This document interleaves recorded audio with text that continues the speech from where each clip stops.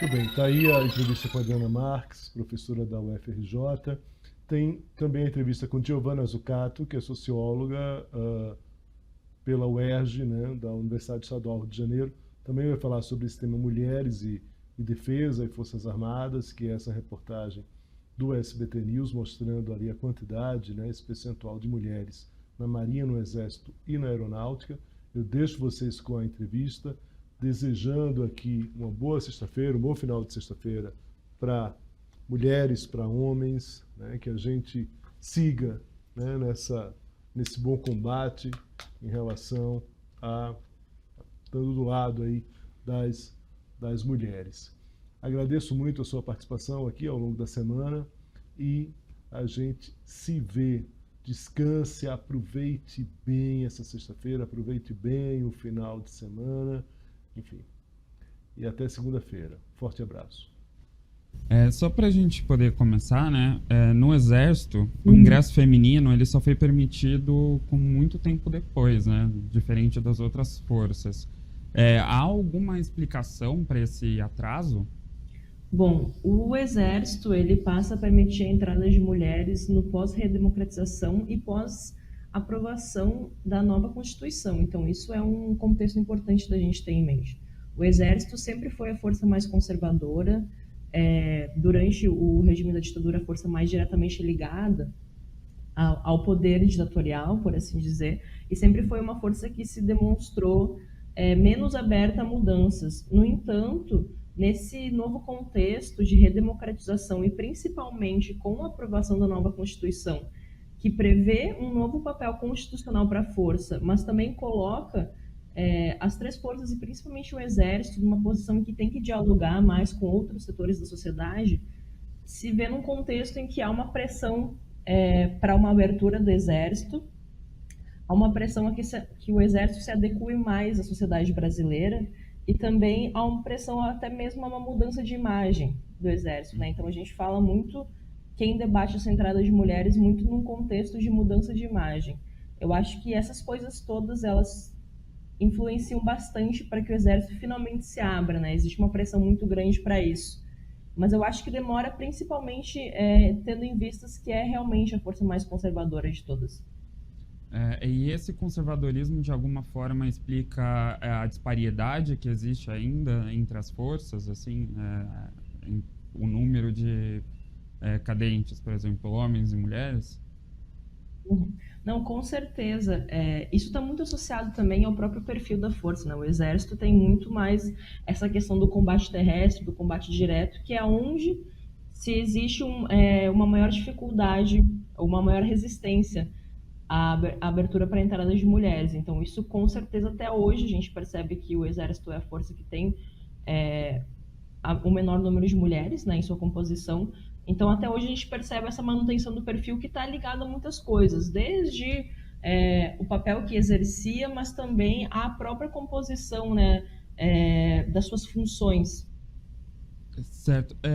Hoje tem um PL, né, em tramitação na Câmara, que possibilitaria que mulheres fizessem a carreira militar sem ser na base do concurso, como é hoje.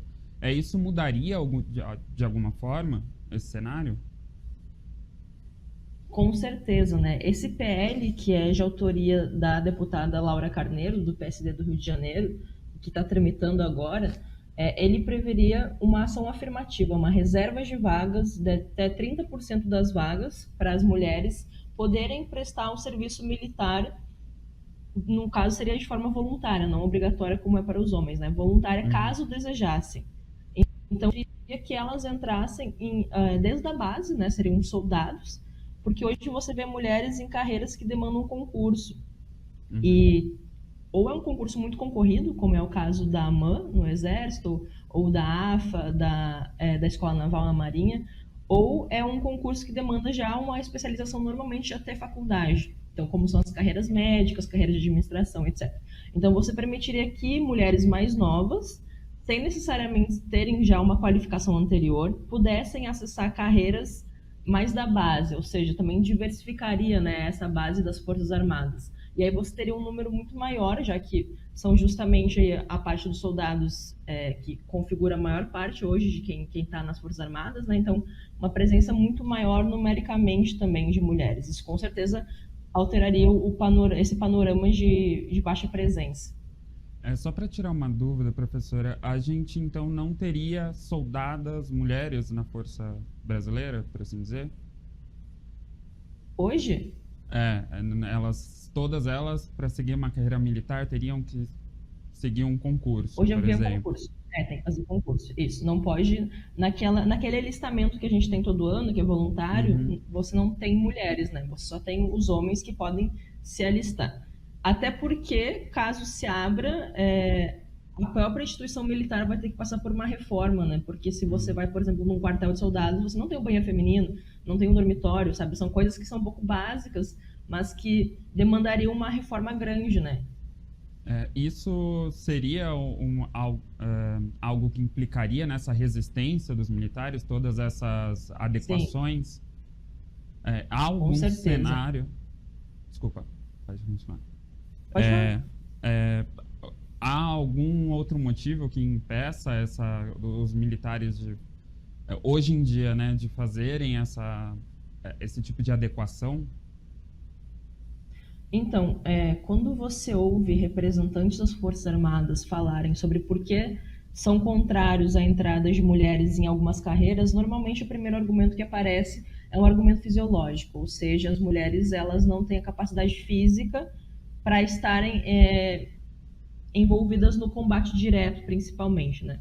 Além disso, se fala muito na moral da tropa, né? Que numa situação de conflito armado, por exemplo, as mulheres seriam mais visadas pelo inimigo e isso causaria uma necessidade dos homens protegerem as mulheres. Mas vejam, você já tem mulheres nas Forças Armadas em função de combate em outras partes do mundo, certo?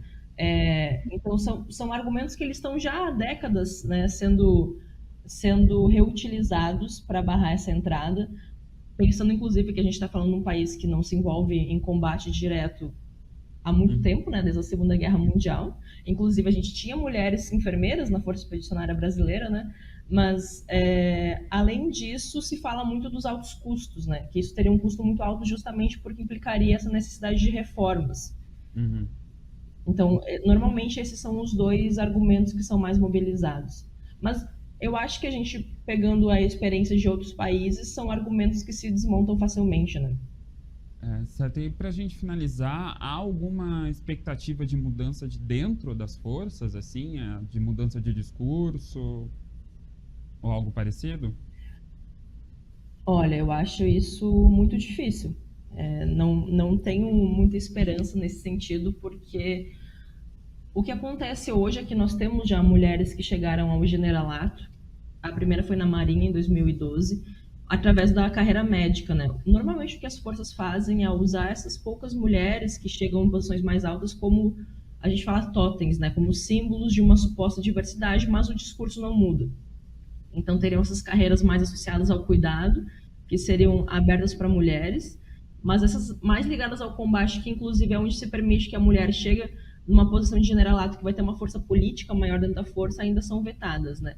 Então, nesses últimos anos que a gente tem visto uma entrada maior de mulheres nessas posições muito ligadas à saúde, administrativas, né? Algumas posições importantes também já dentro das escolas militares, ainda assim não há uma mudança tão radical no discurso, né? A identidade militar é uma coisa que é muito sedimentada, é difícil ter uma mudança nisso. Então, não vejo, ainda que com uma abertura maior em alguns cargos restritos, não vejo uma mudança muito grande no discurso dentro das forças de forma geral. Isso é importante que venha de fora, né? Que tenha uma pressão social, uma pressão política para que essa mudança aconteça. E esse PL, no caso, poderia servir como, de certa forma, como essa pressão? Sim, com certeza, até porque as forças estão vinculadas, né, ao mando democrático, então vindo de fora seria uma pressão muito importante e aí para que fosse cumprido, né, para que uma vez valendo que essa nova lei fosse realmente cumprida e implementada pelas forças no prazo não muito longo, né, isso são coisas todas que precisariam ser bem colocadas.